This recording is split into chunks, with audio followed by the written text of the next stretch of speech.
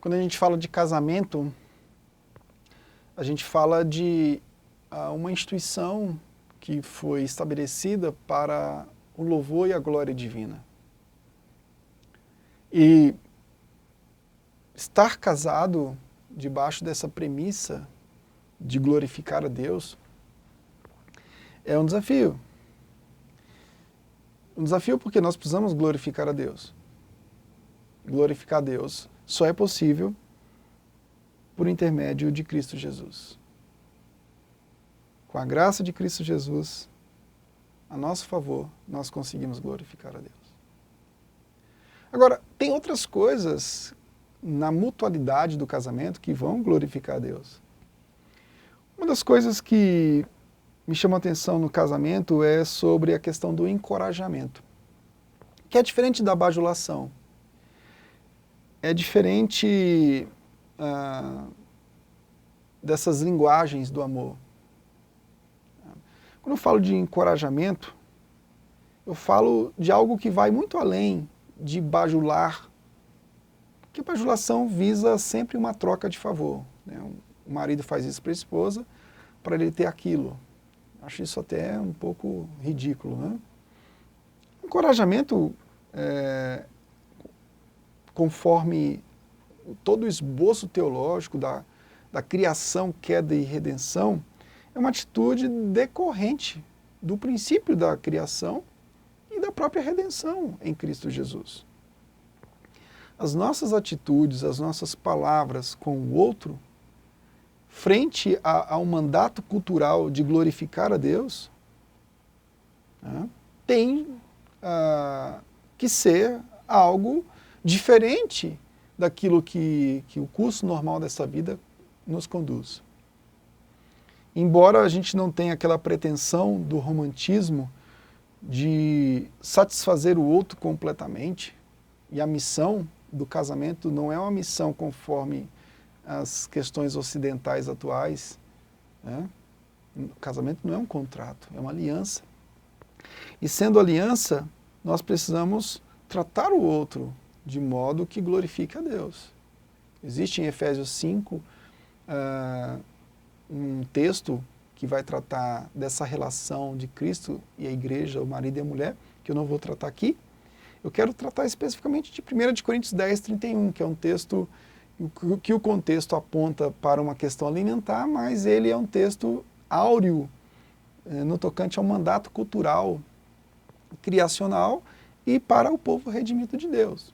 Quer comais, quer bebais, quer façais qualquer outra coisa, façais tudo para a glória de Deus. Então a nossa relação no casamento deve glorificar a Deus também. Encorajar o outro é como mostrar para ele o caminho da graça. Por quê? Porque a vida ela tem exigências. Você precisa fazer isso, observar aquilo, ser assim e ser assado. E no nosso caso nós precisamos ser parecidos com Cristo, né? Aquele que nos salvou, nos redimiu. Então existe toda uma carga de mandamentos que devem ser cumpridos. Mas, se esses mandamentos não têm graça para cumpri-los, eles se tornam insuportáveis. Então eu vejo o encorajamento como um modo de mostrar o caminho da graça para o outro. Eu vejo o encorajamento como uma forma de dizer para o outro o seguinte: olha, você tem muitos desafios como cristão, como marido, como pai, como esposa, como filho, mas você já tem percorrido algum caminho, porque o Senhor já tem sido gracioso com você. Você já chegou até aqui. Glorificado seja o nome do Senhor. Então o encorajamento tem essa moldura. Né? É você mostrar para essa pessoa que com o auxílio da graça ela já tem caminhado bem. É mostrar para o seu cônjuge que ele tem melhorado como servo de Cristo, não porque ele tenha capacidade por si só de ser bom, mas porque a graça do Senhor tem capacitado para que ele observe os mandamentos do Senhor em relação à vida como um todo. Então, quando você encoraja, você está lembrando o seu cônjuge acerca disso. Você está lembrando para ele que, embora ele tenha muitos pontos a melhorar, ele, pela graça do Senhor, já tem demonstrado que outros pontos têm mudado na vida dele. O fruto do Espírito, que está lá em Gálatas capítulo 5, tem se manifestado na vida do seu cônjuge de alguma forma, se ele é convertido no Senhor.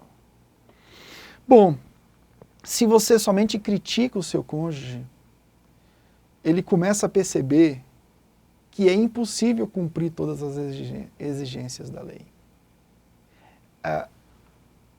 Essa crítica que um cônjuge faz ao outro em excesso gera no outro um clima insuportável de cumprir aquelas exigências. A crítica em excesso gera esse pânico, esse pavor no outro. Assim como se eu for pregar e falar para as pessoas, vocês precisam cumprir a lei, vocês precisam cumprir os mandamentos do Senhor. Se eu não disser para elas que elas têm graça para fazer isso, que Deus vai ajudá-las nesse processo, a minha pregação vai se tornar insuportável. Assim é a crítica em excesso. A crítica, quando ela vem, pessoas críticas em excesso, elas são pessoas que vão dizer para você, você precisa fazer isso. Mas elas não vão dizer, você já tem feito aquilo pela graça do Senhor, o Senhor já tem te ajudado, você tem crescido para a glória de Deus nesse aspecto, naquele outro aspecto. Então, diante disso, no casamento, na criação de filhos, nós precisamos encorajar mais o nosso cônjuge. Mostrar para ele que embora ele tenha que percorrer muito ainda, Deus em sua graça preciosa tem capacitado o servo dele. Encorajar isso é fazer com que ele enxergue isso.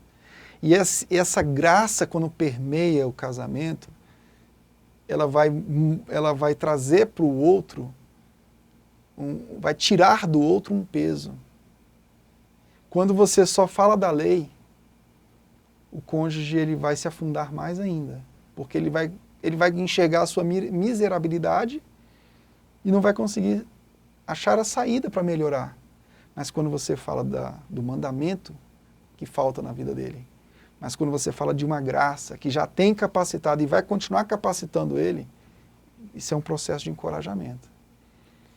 Essa pessoa, ela vai, pelo poder do amor e da graça de Jesus Cristo, ela vai reagir mais rápido e vai trazer melhorias que vão glorificar a Deus e vão edificar o lar com uma precisão muito maior.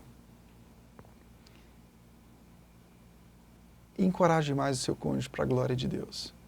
Isso vai glorificar o Senhor. E vai demonstrar que o poder da graça nos habilita a ser e cumprir e se tornar a imagem e semelhança de Cristo, que esse é o objetivo do casamento.